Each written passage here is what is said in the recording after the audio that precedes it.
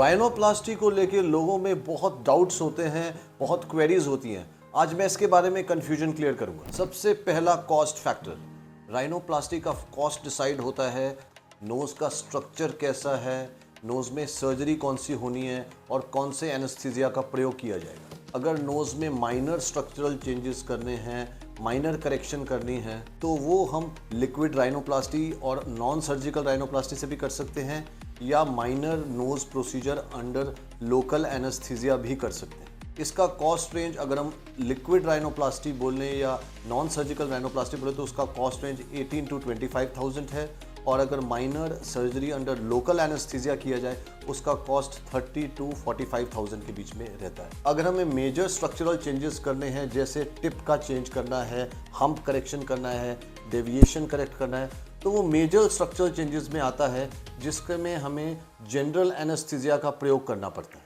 इसमें हमें एक एक्सपर्ट एनेस्थेसिस की सर्विसेज, एक रिकवरी रूम और भी कई चीज़ों का रिक्वायरमेंट रहता है। इसमें कॉस्ट थोड़ी ज़्यादा रहती है। सेकेंड फैक्टर इज़ कि सर्जरी प्राइमरी है, फर्स्ट टाइम हो रही है, कि रिवीजन सर्जरी है, जिसका पहले सर्जरी हो चुकी है उसकी सर्जरी हो रही है। प्राइमरी सर्जरी जिसमें स्ट्रक्चरल चेंज करना है, अंडर जनरल एनेस्थीसिया करना है, उसका कॉस्ट रेंज रहता है 90,000 से 2 लाख तक, डिपेंडिंग अपॉन कितना प्रोसीजर, कितना ऑपरेटिव टाइम लगने वाला है। थर्ड फैक्टर जो है वो सर्जन डिपेंडेंट है कि सर्जन का एक्सपीरियंस कितना है, कितने साल से राइनोप्लास्टी कर रहे हैं, उनके रिजल्ट्स कैसे हैं, उनकी ट्रेनिंग कैसी रही है, इस पर भी बहुत डिपेंड करता है कॉस्ट। फोर्थ फैक्टर इज़ कि आपका प्रोसीजर कहाँ होने वाला है, एक स्मॉल क्लिनिक सेटअप या कंप्लीट एक हॉस्पिटल सेटअप जिसमें जनरल एनेस्थीसिया सेटअप, रिकवरी, इन सब चीज़ों का अरेंजमेंट है।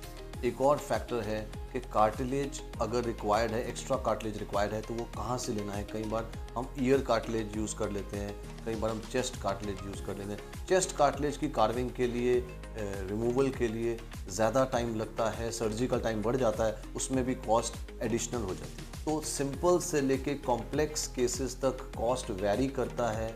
एक 1:1 कंसल्टेशन के बाद ही एग्जैक्ट कॉस्ट का एस्टिमेट दिया जा सकता है।